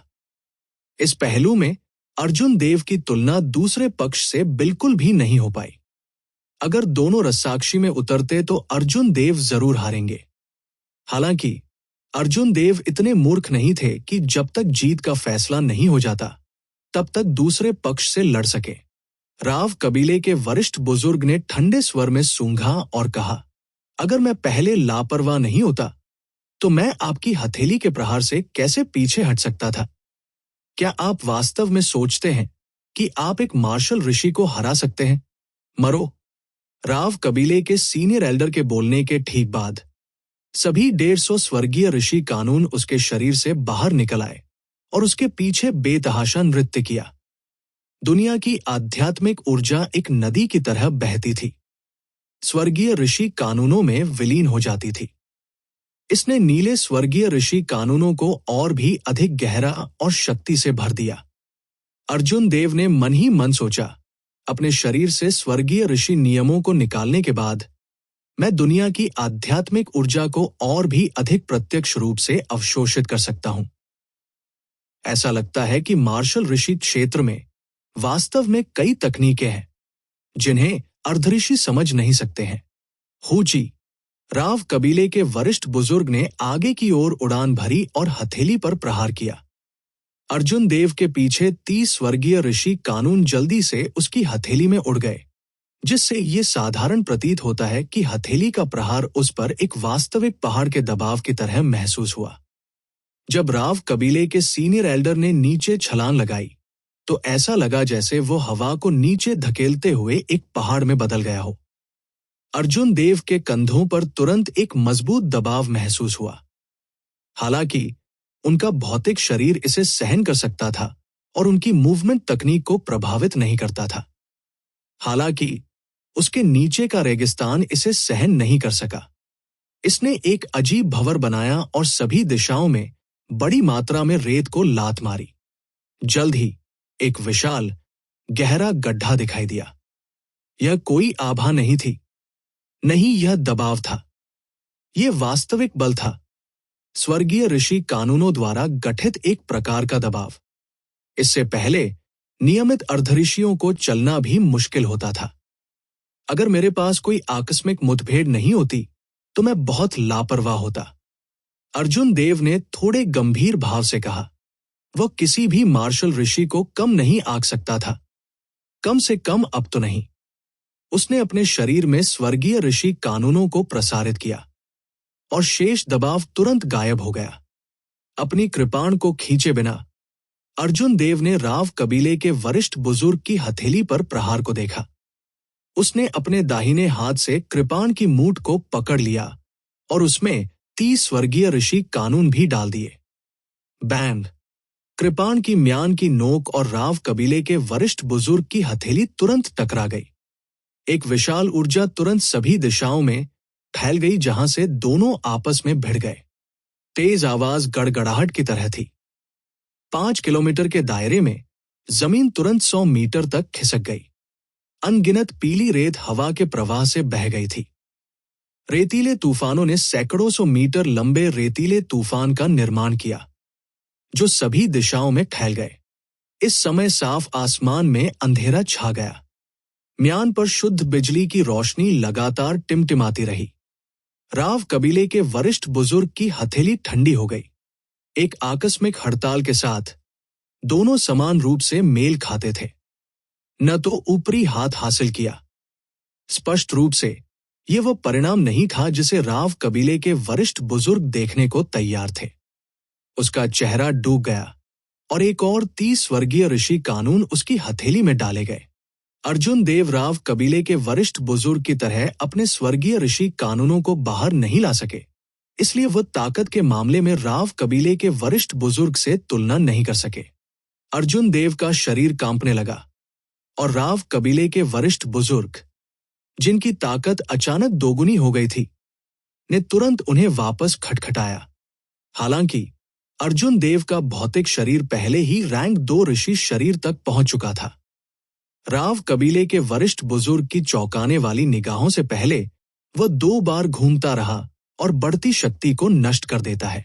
अर्जुन देव ने हवा को धक्का दिया और ब्लू ड्रैगन टेल व्हिप को अंजाम दिया। फिर वह राव कबीले के वरिष्ठ बुजुर्ग के पीछे प्रकट हुआ और उस पर हमला किया। Band, band, band. विस्फोटों की एक श्रृंखला गूंज उठी।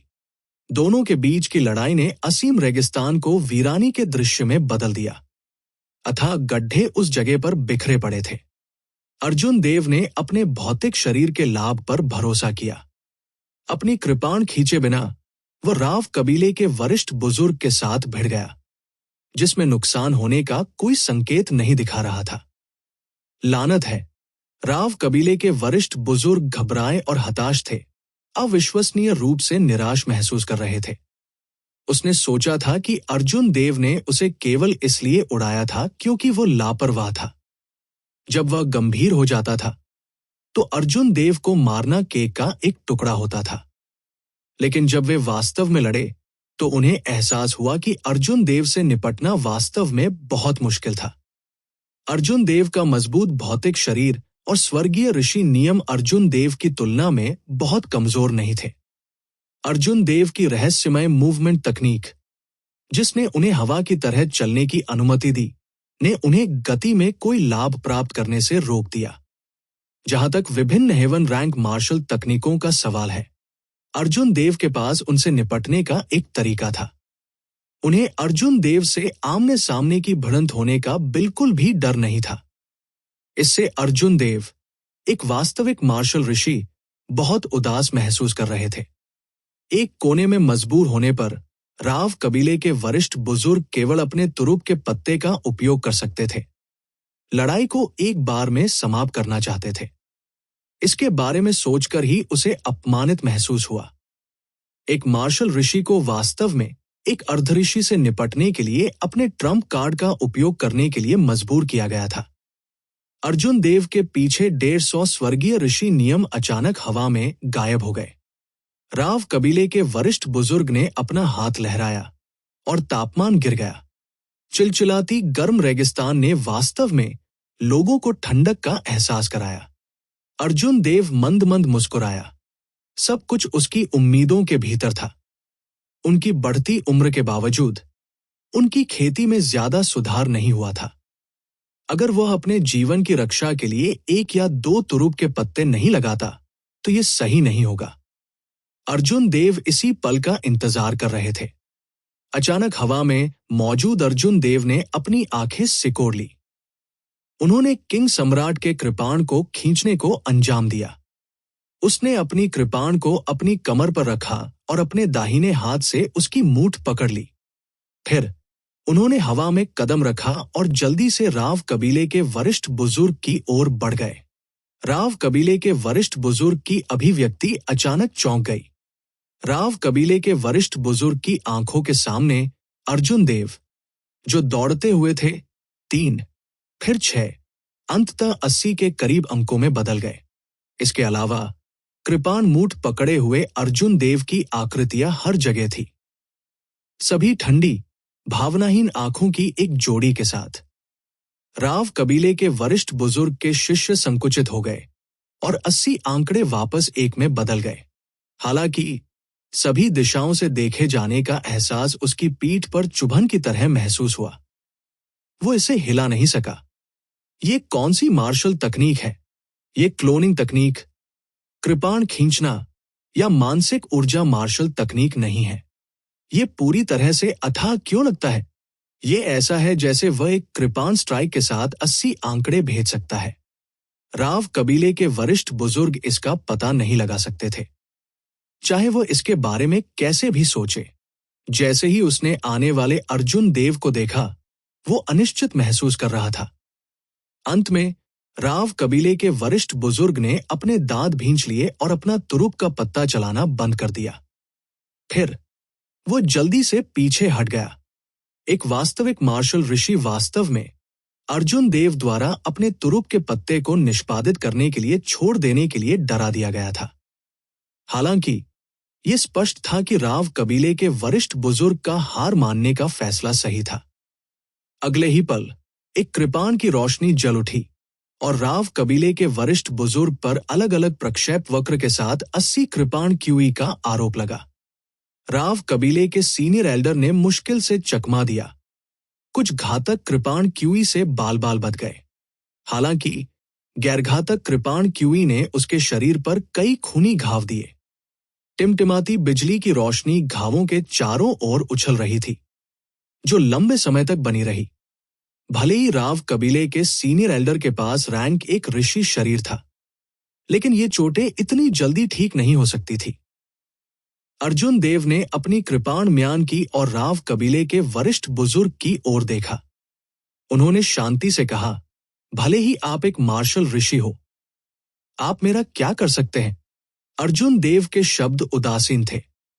हालांकि वे राव कबीले के वरिष्ठ बुजुर्ग के दिमाग में गड़गड़ाहट की तरह थे, जिससे वो उदास, असहज और असहाय महसूस कर रहे थे। तुम मौत की तलाश कर रहे हो? राव कबीले के वरिष्ठ बुजुर्ग गुस्से से चिल्लाए और 150 वर्गीय ऋषि कानून तुरंत उसके शरीर में प्रवेश कर गए। फिर उसने अपना असली रूप प्रकट किया और अर्जुन देव पर एक विशाल स्पिरिट फॉक्स में बदल गया। जैसे ही स्पिरिट फॉक्स दौड़ा, जमीन लगातार कांपने लगी। ऐसा लग रहा था कि आकाश गिरने वाला है, क्योंकि ये एक अद्वितीय आभा के साथ फट रहा है। विस्फोटक शक्ति में प्रतिस्पर्धा। आप इसमें मेरे जितने अच्छे नहीं हैं। अर्जुन देव ठंडे स्वर में मुस्कुराए और देवताओं को अविभाजित स्वर्ग दिव्य मुट्ठी के 10 गुना युद्ध कौशल को निष्पादित किया। बैंड, एक बढ़ती हुई ऊर्जा निकली और विशाल स्पिरिट फॉक्स एक चौंकाने वाली ताकत के साथ फूट पड़ी। हालांकि अर्जुन देव के पंच ने फिर भी इसे वापस खटखटाया। जब फील्ड रेस ने अपना असली रूप प्रकट किया, यदि वे स्पिरिट फील्ड नहीं होते तो उनकी युद्ध क्षमता केवल दोगुनी बढ़ जाती। हालांकि अर्जुन देव के देवता अवरोही ने वास्तव में उनके युद्ध कौशल को 10 गुना बढ़ा दिया। स्पिरिट फॉक्स 10,000 मीटर दूर जमीन से टकरा गया, जिससे एक अथाह गड्ढा बन गया। अर्जुन देव ने उस पर नजर डाली और राव कबीले के वरिष्ठ बुजुर्ग को नजरअंदाज कर दिया। वो मुड़ा और भ्रामक फॉग लेक की ओर दौड़ा। अर्जुन देव लगातार अवरोही देवताओं का उपयोग नहीं कर सकते थे। इसके अलावा इसने मानसिक ऊर्जा की एक भयानक मात्रा को समाप्त कर दिया। वो इस व्यक्ति को मारने में सक्षम नहीं होना तय था, इसलिए अब और समय बर्बाद करने की कोई आवश्यकता नहीं थी। हालांकि यह व्यक्ति केवल अर्जुन देव के साथ कुछ भी करने का सपना देख सकता था। अब अर्जुन देव स्काई डोम दायरे में नहीं थे, जहां कोई भी मार्शल ऋषि उनसे आसानी से निपट सकता था। 5 दिन बाद, अभिमा, वो आदमी मेरा पीछा करता रहता है। ये कोई समाधान नहीं है। नहीं, क्या आप स्ट्रेंथ कैरेक्टर फॉर्मूला का उपयोग करने की सोच रहे हैं? यद्यपि आप स्ट्रेंथ कैरेक्टर फॉर्मूला के साथ उस साथी को मार सकते हैं, आप अपने सभी युद्ध कौशल खो देंगे, एक गहरे कोमा में पड़ जाएंगे। तब कोई भी स्पिरिट बीस्ट आपको मार डालेगा। अर्जुन देव एक सुनसान मैदान में नीला ड्रैगन पर सवार होकर जमीन के करीब उड़ रहे थे। जैसे जैसे वो ऊपर नीचे होता था, वो एक पल में 5 किलोमीटर की यात्रा कर सकता था। राव कबीले के सीनियर एल्डर ने बिना किसी जल्दबाजी के पीछे पीछे पीछा किया। अर्जुन देव ने चाहे जो भी किया, वो उसे हिला नहीं सके। अर्जुन देव ने कुछ देर सोचा और केवल आह भर सके। स्ट्रेंथ कैरेक्टर फॉर्मूला असीम रूप से गहरा था, जिसमें महान शक्ति थी। एक बार जब इसका उपयोग 33 गुना अधिक हो जाता था, तो उसी पीढ़ी का कोई भी व्यक्ति मर जाता था। हालांकि दुनिया में हर चीज का अपना स्वर्गीय दांव था। स्वाभाविक रूप से इस तरह की स्वर्ग विरोधी मार्शल तकनीक को इतनी आसानी से निष्पादित नहीं किया जा सकता था। ये न केवल सूखा था, बल्कि इसे समझना भी बहुत मुश्किल था। अर्जुन देव की वर्तमान साधना के साथ, या बल्कि उनके क्षितिज, वो केवल सतह को खरोंच सकते थे। अर्जुन देव के पास एक महान मारक हथियार था, लेकिन वह अपने दुश्मनों को दिल भर नहीं मार सकता था। यह बहुत ही निराशाजनक मामला था। अभिमा ने धीरे से मुस्कुराते हुए कहा, "यह ठीक है।" भ्रामक कुहरे की झील पर पहुंचने के बाद वह जल्दबाजी में कार्य करने की हिम्मत नहीं करेगा। यह फीन डोमेन की एक प्रसिद्ध निषिद्ध भूमि है। यहां तक कि सम्राट वू भी एक बार अंदर गए और वहां खो गए। वो एक आधा ऋषि कैसे अंदर घुस सकता है? अर्जुन देव के हाव भाव चौंक गए। उसने अविश्वास में पूछा, "क्या ये सच है?" "बेशक ये सच है, अन्यथा भ्रामक फॉग लेक की इतनी असाधारण प्रतिष्ठा नहीं होती। हालांकि चिंता न करें, उस समय थंडर किंग ने पहले ही इसके रहस्यों को सुलझा लिया था। मेरे मार्गदर्शन से आप वहां नहीं खोएंगे।" अभिमा की पुष्टि फिर से प्राप्त करने के बाद अर्जुन देव ने थोड़ा आराम किया। उसने अपने पीछे राव कबीले के सीनियर एल्डर पर नजर डाली और पूरी गति से आगे की ओर उड़ता रहा। राव कबीले के वरिष्ठ बुजुर्ग, जिनके पास बेहद शत्रुतापूर्ण अभिव्यक्ति थी, ने कुछ संदेह से कहा, "यह बच्चा भ्रामक कुहरे की झील की ओर क्यों बढ़ रहा है? क्या ऐसा हो सकता है कि वह जानता था कि मैंने सिल्वर मून स्पिरिट फॉक्स के मुख्य कबीले को संदेश भेजने के लिए पहले से ही एक गुप्त तकनीक का इस्तेमाल किया था? ये जानते हुए कि वह मौत से बच नहीं सकता, वो बस भ्रामक कुहरे की झील में भाग गया। राव कबीले के मुखिया को जिस उत्तराधिकारी से बहुत उम्मीदें थी, उसे ऐसे ही मार दिया गया। स्वाभाविक रूप से ये एक चौंकाने वाला मामला था। राव कबीले के वरिष्ठ बुजुर्ग को कबीले के प्रमुख से सच्चाई को पारित करने का आदेश मिला। हालांकि उन्होंने कुछ बातें भी छिपाई। राव कबीले के वरिष्ठ बुजुर्ग इस तथ्य को पारित करने के लिए बहुत शर्मिंदा थे कि अर्जुन देव, एक अर्धऋषि, ने उन्हें असहाय होने की हद तक मजबूर कर दिया था। उन्होंने केवल इतना कहा कि अर्जुन देव ने एक विशेष आंदोलन तकनीक सीखी है। यदि अर्जुन देव अपनी जान बचाने के लिए भाग जाते, तो राव कबीले के वरिष्ठ बुजुर्ग उन्हें पकड़ नहीं पाते। उन्होंने कबीले के मुखिया से अर्जुन देव को घेरने और मारने में मदद करने के लिए कुछ और वरिष्ठ बुजुर्गों को भेजने के लिए कहा। 10 दिन बाद राव कबीले के सीनियर एल्डर ने घने कोहरे में डूबी एक रहस्यमय झील के किनारे एक सफेद आकृति को देखा। फिर उन्होंने कदम उठाने में संकोच नहीं किया। भ्रामक कुहरे की झील एक निषिद्ध भूमि है जिसे सम्राट रुद्र भी नहीं छोड़ सकते थे। वो वास्तव में अंदर चला गया। राव कबीले के वरिष्ठ बुजुर्ग के चेहरे पर भयावहता को अब शब्दों से बयान नहीं किया जा सकता था। वो बस समझ नहीं पा रहा था कि अर्जुन देव ने इस तरह मौत की मांग क्यों की। वो स्पष्ट रूप से आसानी से जा सकता था। राव कबीले के वरिष्ठ बुजुर्ग की आकृति घने कोहरे में डूबी झील के पास पहुंचती ही चमक उठी। उसने अपनी धारणा भेजी और उसका चेहरा गहरे अफसोस से भर गया। अर्जुन देव वास्तव में अंदर चले गए।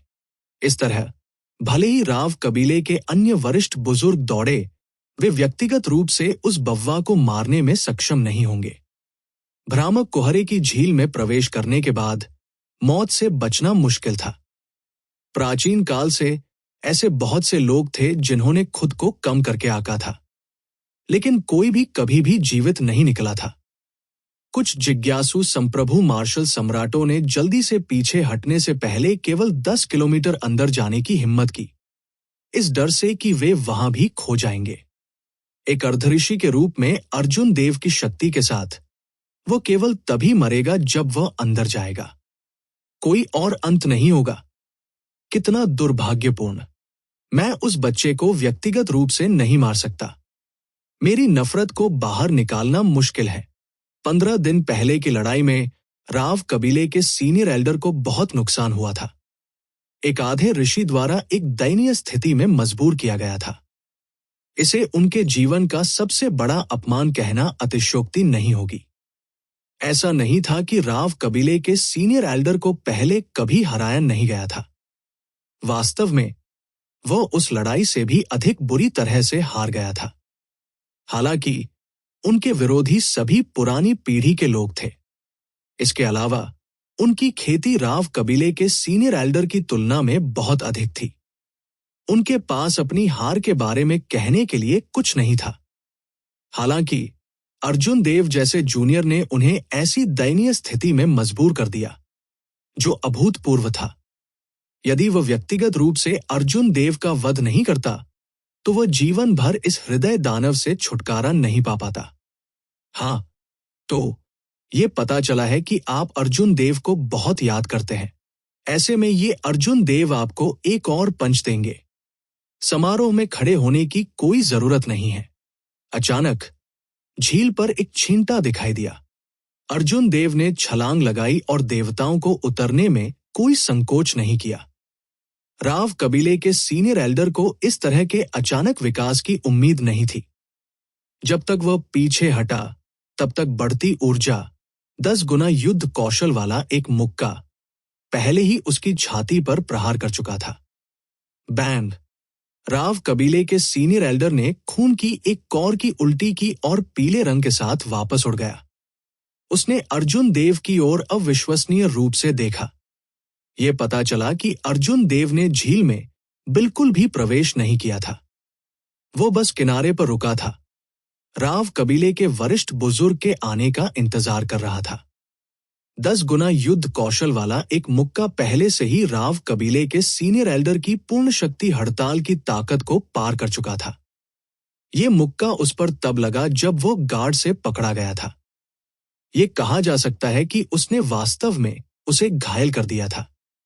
राव कबीले के वरिष्ठ बुजुर्ग को इतना उदास महसूस हुआ कि वो अर्जुन देव को 1000 टुकड़ों में काटना चाहता था। अप्रत्याशित रूप से अर्जुन देव ने उसे फिर से मूर्ख बना दिया। आप बहुत दूर जा रहे हैं। ये बूढ़ा आदमी तुम्हारे साथ लड़ेगा।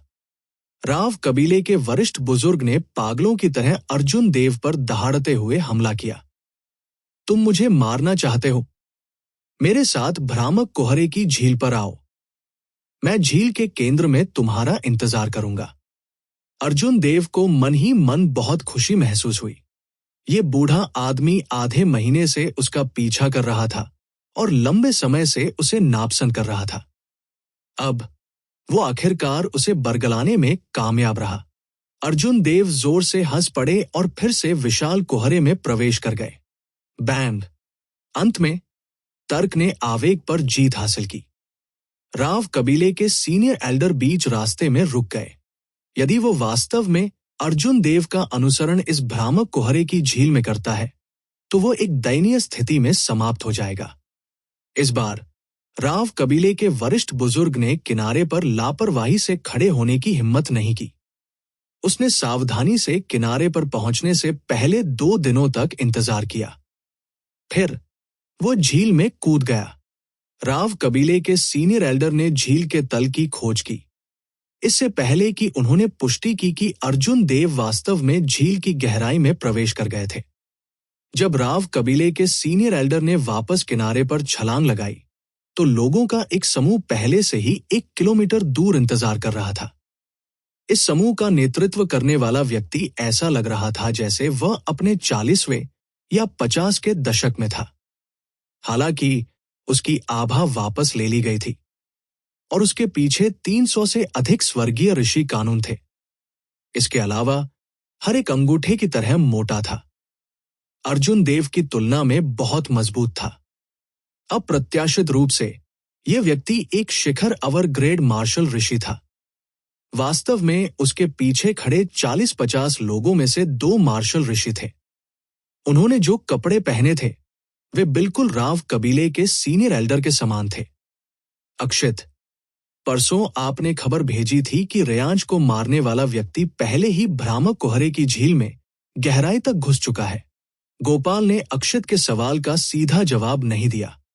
वह केवल रहस्यमय भ्रामक कुहरे की झील को देखते हुए डूब गया, जो हमेशा कुहरे में डूबा रहता था। उसने गहरी सोच में प्रवेश किया।